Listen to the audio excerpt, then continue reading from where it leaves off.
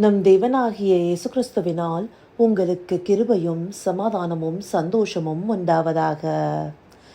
இன்றைக்கு தேவனுடைய ஊழியக்காரனை குறித்து நாம் பார்க்கவிருக்கிற வேத பகுதி 2 தீமோத்தேயு 4வது அதிகாரம் 5வது வசனம். 2 தீமோத்தி சாப்டர் 4 verse 5. நீயோ எல்லாவற்றிலும் மனத்தெளிவுள்ளவனாயிரு, தீங்கு அனுபவி, சுவிசேஷகனுடைய வேலையை செய், உன் ஊழியத்தை நிறைவேற்று. பவுலடியார் தீமோத்தேயுக்கு எழுதின நிருபத்தில் இந்த நேர்த்தியான வார்த்தைகளை சொல்லியிருக்காரு. ஒரு ஊழியக்காரன் தனக்கு நியமிக்கப்பட்ட ஊழியத்தில் நிலைநிற்கும்படியான ஒரு அறிவுரையாக இருக்கு. இதில் முதலாவதாக நீயோ எல்லாவற்றிலும் மனத்தெளிவுள்ளவனாக இருன்னு சொல்லியிருக்காரு. ஒரு ஊழியக்காரனுக்கு தான் செய்கிற ஊழியத்தில் மனத்தெளிவு அவசியமாக இருக்குது. அப்போ தான் அந்த ஊழியத்தை சரியாக செய்து நிறைவேற்ற முடியும். அதற்கான மனத்தெளிவு உள்ளவராக இருக்கணும்னு சொல்லி பவுலடியார் தீமோத்தேயுக்கு முதலாவதாக சொல்கிறாரு. அடுத்தபடியாக தீங்கு அனுபவி. எந்த ஒரு ஊழியக்காரனுமே சீஷனாகவே இருக்கிறாங்க. ஏன்னா சீஷனே கிறிஸ்தவனாக இருக்காங்கன்னு சொல்லி இதற்கு முன்பாக இருக்கிற வேத பகுதிகளை நாம் பார்க்கிறோம். அப்படியாக சீஷத்துவத்துக்குள்ளார இருக்கிற எந்த ஒரு ஊழியனும் தான் பாட அனுபவிக்க போகிறத அறிந்தவர்களாக இருப்பாங்க. ஏன்னா ஆண்டவராகிய இயேசு கிறிஸ்து என்ன சொல்லியிருக்கிறாரு? ஒருவன் அவருடைய சீஷனாக இருக்க விரும்பினால் தன்னைத்தானே வெறுத்து சிலுவையை எடுத்துக்கொண்டு அவரை பின்பற்ற கடவன்னு சொல்லியிருக்காரு. அந்தபடியாக சுயத்தை வெறுத்து சிலுவையை சுமப்பது பாடுகளை குறிக்குது. அதுலேயும் முக்கியமாக ஊழியத்துக்குள்ளார இருக்கிறவங்களுக்கு அநேக பாடுகள் உண்டாயிருக்கும். அவங்க கடந்து வர பாதைகளில் நிறைய கடினமான சூழ்நிலைகள் இருக்கும். அப்படி இருக்கிற சூழ்நிலைக்கு தேவன் தாமே அவர்களுக்கு துணை நிற்பவராகவும் இருக்கிறாரு. அப்படியாக தீங்கு அனுபவிக்க ஊழியக்காரர்கள் ஆயத்தமாக இருக்கணும்.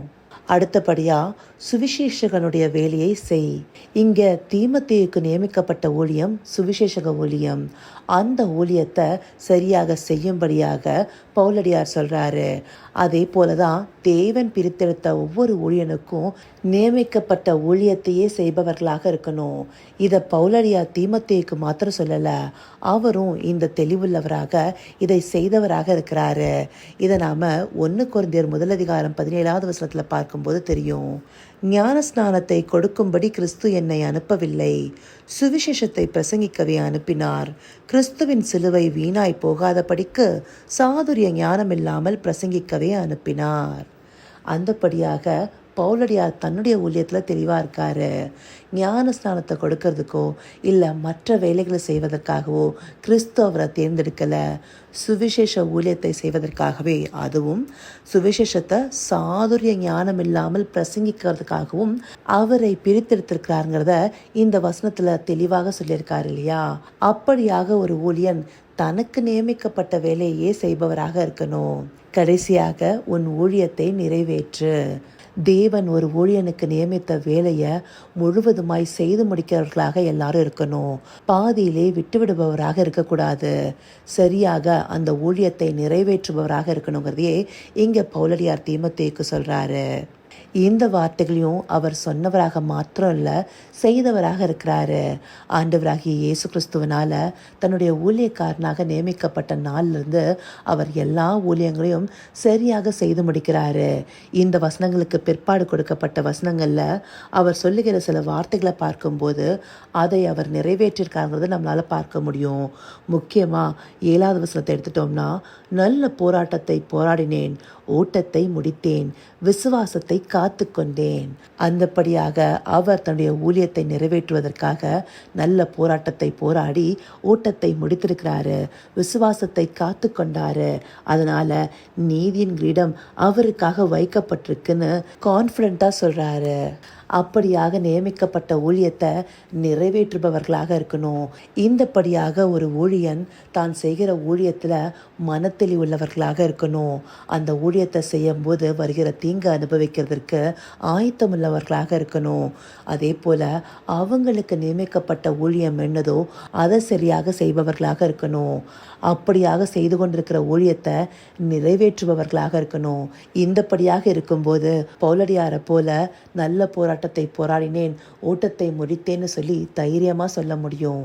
நாம பார்த்த இந்த பிரதான வசனத்துல மாத்திரம் இல்ல, பவுலடியார் தீமோத்தேயுக்கு எழுதின நிருபத்துல அநேக காரியங்கள்ல ஒரு ஊழியக்காரன் எப்படி இருக்கணுங்கிறத சொல்லியிருக்காரு. அதை நாம சரியாக செய்து முடிப்பவர்களாக இருக்கணும். முக்கியமா 1 தீமோத்தேயு 4வது அதிகாரம் 7வது வசனத்துல சீர்கேடும் கிளவி பேச்சுமாய் இருக்கிற கட்டுக்கதைகளுக்கு விலகி தேவ பக்திக்கு ஏதுவாக முயற்சி பண்ணுன்னு சொல்லியிருப்பாரு. இது எல்லா ஊழியக்காரனுக்கும் ஊழியக்காரிக்கும் ஒரு முக்கியமான வார்த்தையா இருக்கு. அநேக நேரங்கள்ல ஊழியக்காரர்களாக இருந்தாலும் தங்களுடைய நாவை அடக்காம சீர்கேடான கிளவி பேச்சுகளுக்கும் சில கட்டுக்கதைகளுக்கும் சோரம் போகிறவர்களாக சிலர் இருக்காங்க.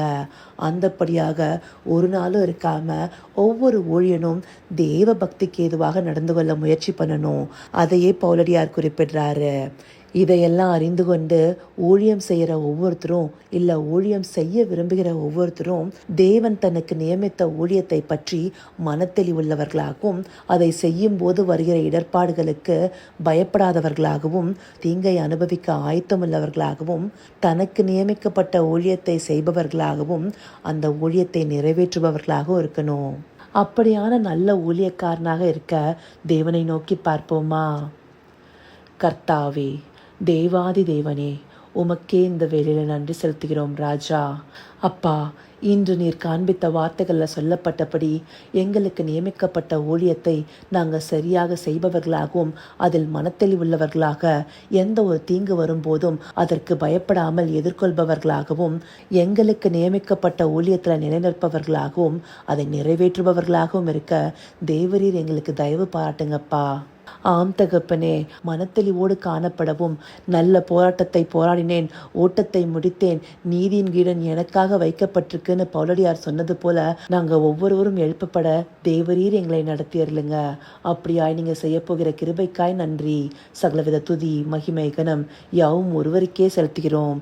இயேசு கிறிஸ்துவின் மூலமாய் வேண்டிக் கொள்கிறேன் பிதாவே. ஆமேன், ஆமேன்.